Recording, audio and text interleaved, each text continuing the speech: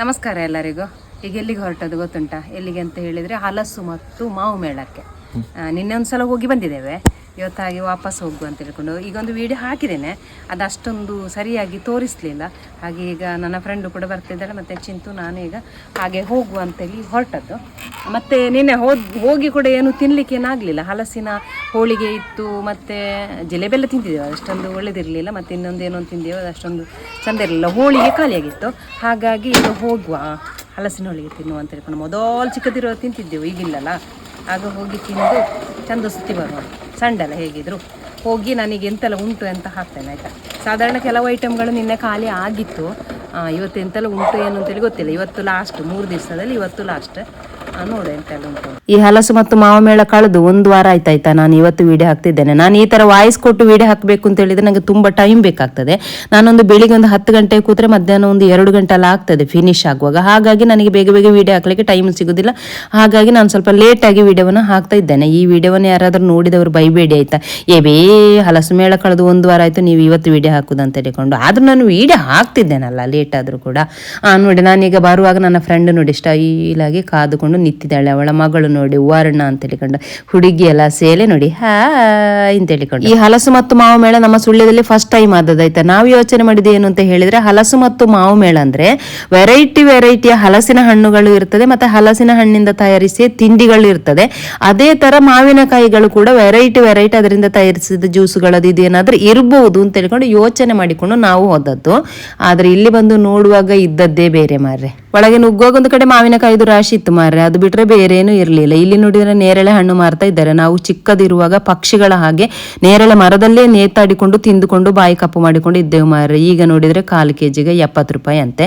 ನಾನು ಕೇಳಿದ್ದೆ ಇದು ಹೈಬ್ರಿಡ್ ಅಲ್ಲ ಅಂತ ಹೇಳ್ಕೊಂಡು. ಅಲ್ಲಲ್ಲ, ಇದು ಈಗ ಮರದಿಂದ ಕೊಯ್ದುಕೊಂಡು ಬಂದದ್ದು ಅಂತ ಹೇಳಿದ್ರು.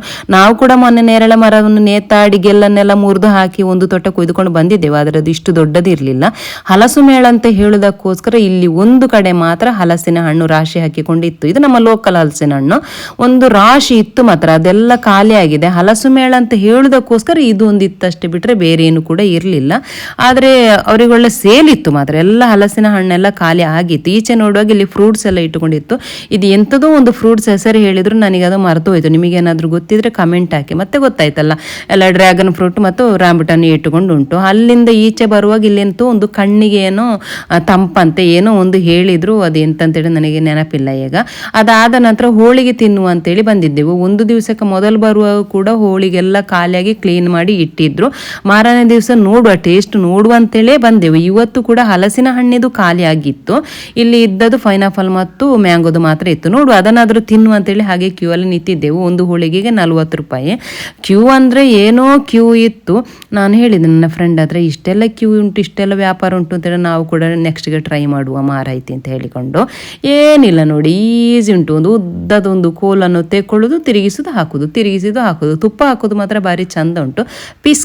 ಅಂತೇಳಿ ಪ್ಲೇಟಿಗೆ ಬಿಡ್ತಾ ಇದ್ರು. ಅದು ಒಬ್ಬೊಬ್ಬರಿಗೆ 2 ಬೇಕು, ಮತ್ತೆ ಪಾರ್ಸೆಲ್ ಎಲ್ಲ ಬೇಕು ಅಂತ ಹೇಳಿದ್ರೆ ಕೊಡ್ತಾ ಇರ್ಲಿಲ್ಲ, ತುಂಬಾ ರಶ್ ಇತ್ತಲ್ಲ. ಹಾಗಾಗಿ ನಾವು ಇಬ್ಬರು ಕ್ಯೂ ಅಲ್ಲಿ ನಿಂತ ಕಾರಣ 2 ಫ್ಲೇವರ್ ಉಂಟಲ್ಲ, 2 ಫ್ಲೇವರ್ ತೆಕ್ಕೊಳ್ಳುವ. ಮ್ಯಾಂಗೋ ಮತ್ತೆ ಪೈನಾಪಲ್ 2 ಫ್ಲೇವರ್ ತೆಕ್ಕೊಂಡು ಯಾವ ಫ್ಲೇವರ್ ಚಂದ ಅಂತ ನೋಡುವ ಅಂತ ಹೇಳ್ಕೊಂಡು ಹಾಗೆ ನಾವು 2 ತೆಕ್ಕೊಂಡೆವು.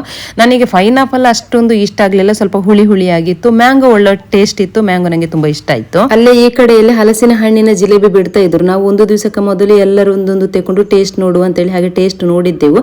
ಯಾರಿಗೆ ಕೂಡ ಅಷ್ಟೊಂದು ಇಷ್ಟ ಆಗ್ಲಿಲ್ಲ, ಸ್ವಲ್ಪ ಹುಳಿಯಾಗಿ ಇತ್ತು. ಒಂದೊಂದು ದಿವಸ ಒಂದು ಪಾಕದಲ್ಲಿ ವ್ಯತ್ಯಾಸ ಆಗಿ ಹಾಗೆ ಆಗಿರ್ಲಿಕ್ಕೂ ಸಾಕು. ಇನ್ನು ಏನು ತಿನ್ನದಪ್ಪ ಅಂತ ಯೋಚನೆ ಮಾಡುವಷ್ಟರಲ್ಲಿ ಅಲ್ಲೇ ಪಕ್ಕದಲ್ಲಿ ಗೋಬಿ ಕಂಡಿತ್ತು. ಇಲ್ಲಿ ಬಂದು ಕೂಡ ಗೋಬಿನೇ ತಿನ್ಬೇಕಲ್ಲ ಅಂತೇಳಿ ಯೋಚನೆ ಮಾಡಿಕೊಂಡೆ 2 ಪ್ಲೇಟ್ ಗೋಬಿ ತೆಕೊಂಡು ತಿಂದೆವು. ಅಲ್ಲಿಂದ ಎದ್ದು ಬಂದೆವು. ಹಲಸು ಮತ್ತು ಮಾವು ಮೇಳ ಅಂತ ಹೇಳುವಷ್ಟು ವಿಶೇಷತೆಯಾಗಿ ಅಷ್ಟೊಂದು ಏನು ಕೂಡ ಇರಲಿಲ್ಲ. ಯಾವುದೋ ಒಂದು ಪ್ರದರ್ಶನ ಮತ್ತೆ ನಮ್ಮ ಸುಳ್ಯ ಜಾತ್ರೆಯ ಹಾಗೆ ಇತ್ತಷ್ಟೇ. ನನಗೆ ಇಲ್ಲಿ ಹೋಗಿ ತುಂಬಾ ಖುಷಿಯಾದ್ದು ಏನು ಅಂತ ಹೇಳಿದ್ರೆ, ನಮ್ಮ ಫಾಲೋವರ್ಸ್ಗಳು ತುಂಬಾ ಜನ ಸಿಕ್ಕಿ ಮಾತಾಡಿದ್ರೆ ಅದೊಂದು ತುಂಬಾ ಖುಷಿ ಆಯ್ತು. ಇವರು ಉಜಿರೆಯವರಂತೆ, ನಮ್ಮ ಚಿಂತುನ ದೊಡ್ಡ ಅಭಿಮಾನಿ ಅಂತೆ. ಅವ್ರು ಹಾಗೆ ಸಿಕ್ಕಿ ತುಂಬಾ ಖುಷಿಯಲ್ಲಿ ಮಾತಾಡಿಸಿದ್ರೆ. ಹಾಗೆ ಅವರ ಹತ್ರ ಮಾತಾಡಿ ಈ ಕಡೆ ಬರುವಾಗ ಚಿಂತೆ ಹೇಳಿದ್ರೆ, ನಂಗೆ ಫ್ಲೇವರ್ ಐಸ್ ಕ್ರೀಮ್ ಬೇಕು ಅಂತ ಹೇಳಿಕೊಂಡು, ಇವರದ್ದು ಇಲ್ಲಿ ನಮ್ಮ ಲೋಕಲ್ ಇದು ಸುಳ್ಯ ಜಾತ್ರೆಯಲ್ಲಿ ಕೂಡ ಇರ್ತದೆ. 70 ರೂಪಾಯಿ ತೆಕ್ಕೊಂಡು ಮಂಗನಾಗೆ ಮಾಡ್ತಿದ್ದಾನೆ. ಹಣ ನೀನು ಕೊಡ್ತೀಯಾ ಅಥವಾ ನಾನು ಕೊಡ್ಬೇಕಂತ ಹೇಳಿಕೊಂಡು ಮುಚ್ಚಿಕೊಂಡು ಕೊಡು ಅಂತ ಹೇಳಿದ್ದೆ. ಹಾಗೆ ಮಾವು ಮೇಳಕ್ಕೆ ಹೋದಕ್ಕೆ ಏನಾದ್ರು ಬೇಕಲ್ಲ ಅಂತ ಹೇಳಿಕೊಂಡು ನಾನೊಂದು 3 kg ಮಾವಿನ ಹಣ್ಣು ತೆಕ್ಕೊಂಡೆ. 3 kg ತೆಕ್ಕೊಳ್ಳಿಕ್ಕೆ ಕೂಡ ಕಾರಣ ಉಂಟು. 100 ರೂಪಾಯಿಗೆ 3 kg ಕೊಡ್ತಿದ್ರು. ಹಾಗಾದ ಕಾರಣ 3 kg ತೆಕ್ಕೊಂಡೆ, ಇಲ್ಲದ್ರೆ 1 kg.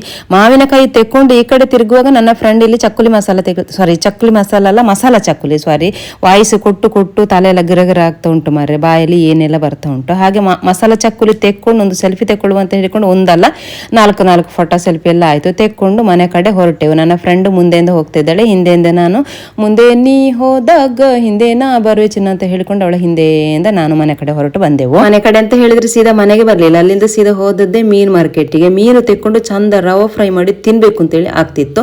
ಹಾಗಾದ ಕಾರಣ ಸೀದಾ ಹೋಗಿ 1 kg ಬೂತಾಯಿ ತೆಕ್ಕೊಂಡೆ. ನಮ್ಮದೇ ಮಸಾಲೆ ಉಂಟಲ್ಲ, ಚಿಂತು ಸುಳ್ಯ ಕಬಾಬ್ ಮಸಾಲ, ಅದಲ್ಲಿ ಮೀನು ಫ್ರೈ ಕೂಡ ಮಾಡ್ಲಿಕ್ಕೆ ಆಗ್ತದೆ. ಹಾಗಾದ ಕಾರಣ ನಮ್ಮದೇ ಮಸಾಲೆಯಲ್ಲಿ ಚಂದ ಮಾಡಿ ಒಂದು ಅರ್ಧ ಗಂಟೆ ಮುಳುಗಿಸಿ ಇಟ್ಟೆ. ಅರ್ಧ ಗಂಟೆ ಮಸಾಲೆಯಲ್ಲಿ ಮುಳುಗಿಸಿಟ್ಟಾದ ನಂತರ ರವೆಯಲ್ಲಿ ಕೂಡ ಮುಳುಗಿಸಿ ಒಂದು ಅರ್ಧ ಗಂಟೆ ಬಿಟ್ಟೆ. ಅರ್ಧ ಗಂಟೆ ಬಿಡಬೇಕು ಅಂತೇನಿಲ್ಲ, ಒಂದು 10 ನಿಮಿಷ ಬಿಟ್ಟರು ಕೂಡ ಸಾಕಾಗ್ತದೆ. ನಾವು ಜಾಸ್ತಿ ಹೊತ್ತು ಮಸಾಲೆಯಲ್ಲಿ ಮುಳುಗಿಸಿ ಇಟ್ಟಷ್ಟು ಮಸಾಲೆ ಚಂದ ಎಳೆದುಕೊಂಡು ಟೇಸ್ಟ್ ಒಳ್ಳೇದು ಬರ್ತದೆ, ಮತ್ತೆ ಎಣ್ಣೆಯಲ್ಲಿ ರವೆ ಬಿಟ್ಟುಕೊಳ್ಳುವುದಿಲ್ಲ. ಹಾಗೆ ಮೀನು ಕಾಯಿಸಿಕೊಂಡು ಪಿರಿ ಮಳೆ ಕೂಡ ಬರ್ತಾ ಇತ್ತು. ಹೊರಗಡೆ ಗೇಟ್ ಹತ್ರ ಬಗ್ಗಿ ನೋಡ್ತೇನೆ, ನಮ್ಮ ಗೇಟಿನ ಹೊರಗಡೆ ಇರುವ ನಾಯಿ ಪಾಪ ಪಿರಿ ಮಳೆಗೆ ಚಳಿಗೆ ನಡುಗಿಕೊಂಡು ನಮ್ಮ ಗೇಟಿನ ಮೂಲೆಯಲ್ಲಿ ಬಂದು ನಿಂತಿತ್ತು. ಅದಕ್ಕೆ ನಾನು ಊಟ ಕೂಡ ಹಾಕ್ತೇನೆ. ಹಾಗಾದ ಕಾರಣ ಅದಕ್ಕೆ ಊಟ ಕೂಡ ಬೇಕಿತ್ತ ಏನೋ ಗೊತ್ತಿಲ್ಲ, ಚಳಿಗೆ ನಡುಗಿಕೊಂಡು ನಿಂತಿತ್ತು. ಅದನ್ನು ನೋಡಿ ನಂಗೆ ತುಂಬಾ ಬೇಜಾರಾಯ್ತು. ಪಾಪ ಅದು ಕೂಡ ಒಂದು ಜೀವ ಅಲ್ಲ, ಈ ಚಳಿಗೆ ನಡುಗಿಕೊಂಡು ಮಲಗಬೇಕಲ್ಲ ಅಂತ ಹೇಳಿಕೊಂಡು ನಾನು ಚಿಂತನ ಹತ್ರ ಹೇಳಿದೆ, ನೀನು ಮೀನು ಕಾಯಿಸು ಅಂತ ಹೇಳಿಕೊಂಡು ಅಲ್ಲಿ ರಟ್ಟಿತ್ತು, ರಟ್ಟನ್ನು ಹರಿದು ಅಲ್ಲಿ ಗೇಟಿನ ಮೂಲೆಯಲ್ಲಿ ಹಾಕಿ ಮಲಗು ಅಂತ ಹೇಳಿದೆ. ಪಾಪ ಅದು ಓಡಿ ಬಂದು ಮಲಗಿಕೊಂಡಿತ್ತು. ಮತ್ತೆ ಬಂದು ನಾನು ಮೀನು ಕಾಯಿಸ್ಲಿಕ್ಕೆ ಸ್ಟಾರ್ಟ್ ಮಾಡಿದೆ. ಈಗ ನೀವು ಕೇಳ್ಬೋದು, ಅದು ನಿಮ್ಮ ಗೇಟಿನ ಒಳಗಡೆ ಬಿಡ್ಬೋದಲ್ಲ ಅಂತ ಹೇಳಿಕೊಂಡು. ಗೇಟಿನ ಒಳಗಡೆ ಬಿಡ್ಲಿಕ್ಕೆ ಆಗುದಿಲ್ಲ, ಯಾಕೆ ಅಂತೇಳಿ ನಮ್ಮಲ್ಲಿ ಒಂದು ಹುಲಿ ಕೂಡ ಉಂಟು. ಮತ್ತೆ ಬೀದಿ ನಾಯಿಯನ್ನು ನಾವು ಬಾಡಿಗೆ ರೂಮಲ್ಲಿ ಇರುವಾಗ ನಾವು ಗೇಟಿನ ಒಳಗೆ ಬಿಡುದು ಕೂಡ ತಪ್ಪಾಗ್ತದೆ. ಹಾಗಾದ ಕಾರಣ ನಾನು ಗೇಟಿನ ಹೊರಗಡೆನೆ ರಟ್ಟ ಹಾಕಿಕೊಟ್ಟು ಮಲಗು ಅಂತ ಹೇಳಿದೆ, ಮಲಗಿತ್ತು. ಇದಿಷ್ಟು ಇವತ್ತಿನ ವಿಡಿಯೋ. ಈ ವಿಡಿಯೋ ಇಷ್ಟವಾದರೆ ಲೈಕ್ ಮಾಡಿ, ಶೇರ್ ಮಾಡಿ, ಮತ್ತೆ ಸಪೋರ್ಟ್ ಮಾಡಿ. ಫೇಸ್ಬುಕ್ಕಲ್ಲಿ ನೋಡುವವರು ಚಿಂತು ಸುಳ್ಳೆ ಯೂಟ್ಯೂಬ್ ಚಾನೆಲ್ ಉಂಟು, ಅದನ್ನು ಸಬ್ಸ್ಕ್ರೈಬ್ ಮಾಡಿ ಅಂತ ಹೇಳುತ್ತಾ, ಯೂಟ್ಯೂಬಲ್ಲಿ ನೋಡುವವರು ಚಿಂತು ಸುಳ್ಳೆ ಫೇಸ್ಬುಕ್ ಪೇಜ್ ಉಂಟು, ಅದನ್ನು ಫಾಲೋ ಮಾಡಿ ಅಂತ ಹೇಳುತ್ತಾ ಇನ್ನು ಮುಂದಿನ ವಿಡಿಯೋದಲ್ಲಿ ಸಿಗುವ. ಅಲ್ಲಿಯ ತನಕ ಬಾಯ್.